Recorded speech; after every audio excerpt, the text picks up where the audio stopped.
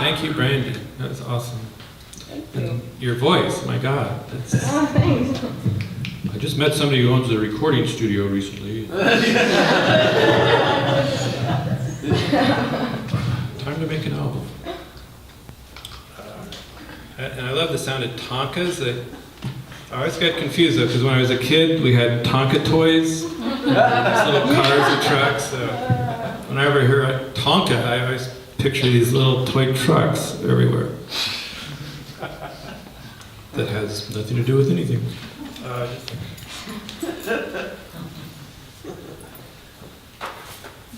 yeah, and you had a piece with aliens in it, and Yeah.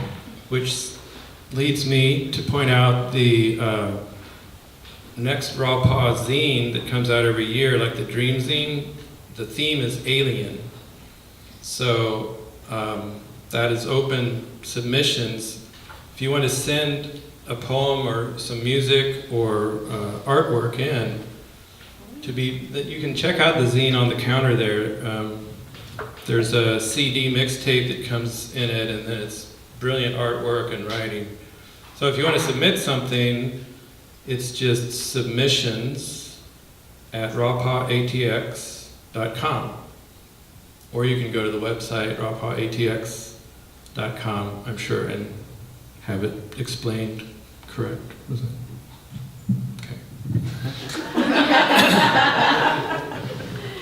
The next reader, I'm very excited. He is reading here tonight for this. I've been reading one of his books recently again, and you read a book of poems now and then, and there are a couple that really knock you out. And I've been reading this, and it's just like everyone's knocking me out. And I was thinking that, some poems end in just a certain way that it's just right, and like it's like a trap door opens, and you just fall, and you're in another universe with new ideas and realizations, and that's how Ken's poems make me feel. He received an MA in German language and literature from University of Texas.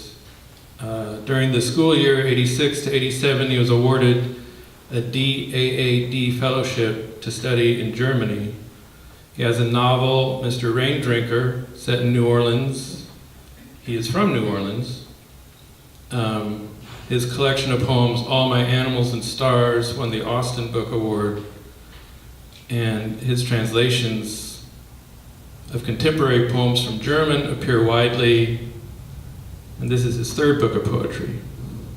So Ken Fontenot, ladies and gentlemen.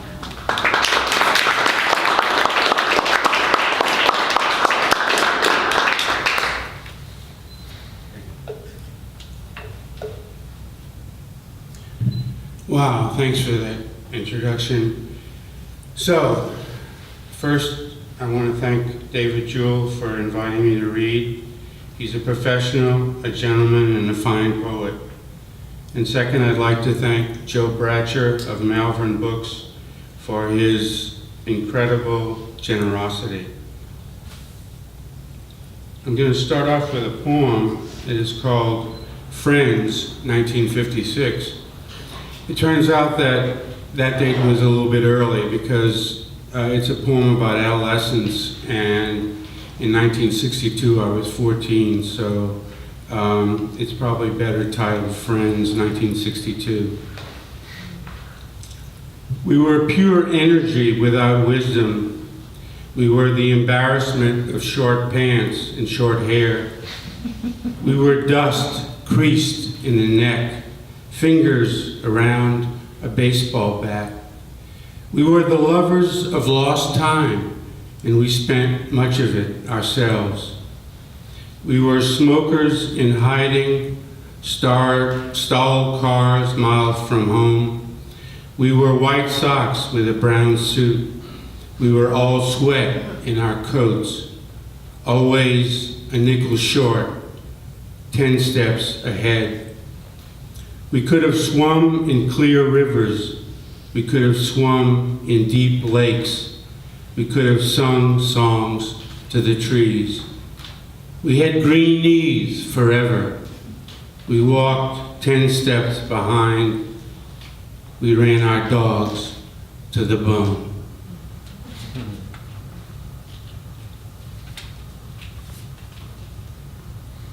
And the second poem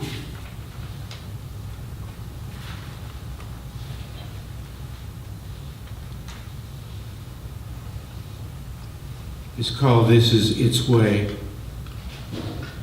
See if I can get more of a reading. There we go. We must try to be as if always balanced on a bicycle, since all of our natures does in spite of our own meager attempts. Look at the birds perfectly balanced on the wires, at ants bearing many times their ant weight, hawks on extended wings, dolphins in exact leaps. The trees anchored, the grass whole, the hummingbirds steady. Only we are not secure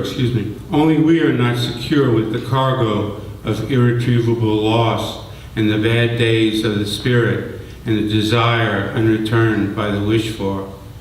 Beloveds, don't you think it is time to make peace so that if indeed we part, the air will be less tense around us, less apt to choke us with anger? Already there are signs of winter in the old mind. Those of us whose parents have just passed into another realm of transformation, we need to find a way to be our own parents now, just as they did for theirs. When Goethe said, "Two souls live in me," he must have meant the angelic and the demoniac, and he lived the balance. He could take both into old age. But the snake sheds its skin. That is its way. There is no other.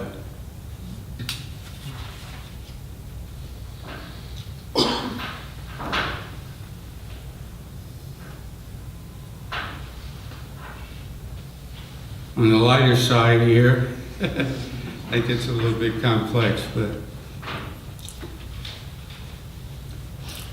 poets and blackberries. Always the same story with us poets. We're simply not treated well enough to suit us. Think of the money owed to friends who see us and conclude, here he comes again, wanting money. You'd hope we'd have a little self-respect. We don't. Hard to get along with. Not even our sisters can expect a pleasant word from us, especially when we've had too much to drink. The sun rises, and often we rise too, cursing the day for its false hopes. But then we eat a fresh blackberry. Suddenly, blackberries are gods. In our poems, we praise blackberries, saying there was never anything their equal. Our town becomes Blackberry Town. Our world becomes Blackberry World. The mail arrives, a bill we can't pay, and it's as if blackberries didn't exist.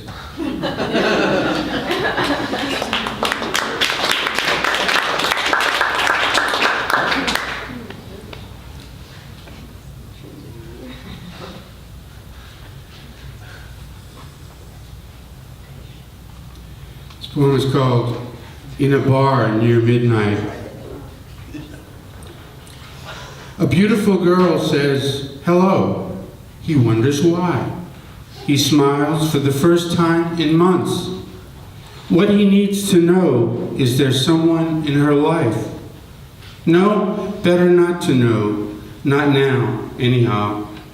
Suddenly, he feels up to a short lecture. Ever read Goethe, he asks. Who? Goethe, the German genius who lived from 1749 to 1832. Sorry. His life was a precious stone. In his dreams, all the women in town knocked on his door. Once Napoleon himself took the time to look him up. He wrote so awfully much, it'd take years to read him. And he never even found anyone he could put a wedding ring on.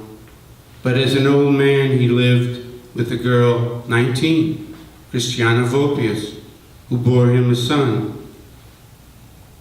In world literature, only Shakespeare and Dante can compare. Wouldn't you like to meet a writer so talented as godly? You know the gods chose him. Wouldn't you like to remain in the company of someone like him? No, not really. I just need a light.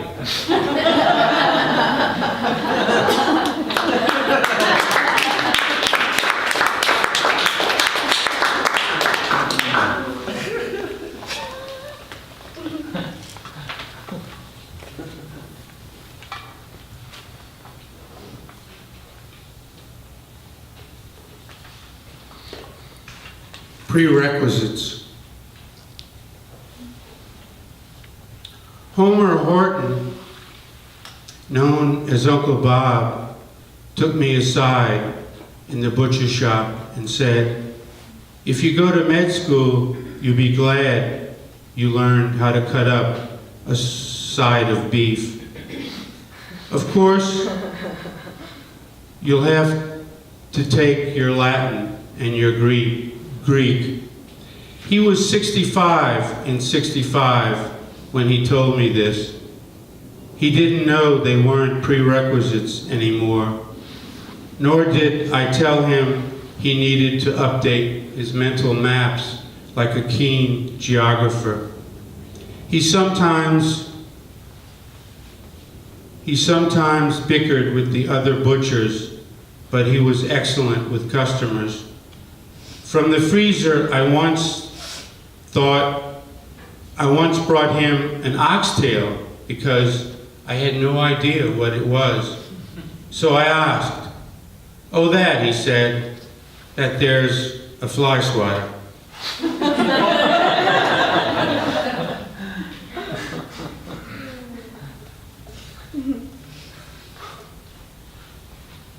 I'm going to do my last poem, which is actually from a book that came out in 1988 from Sloop Press.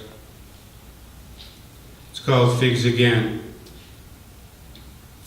Apple trees don't arrange my thoughts so much as the lack of apple trees.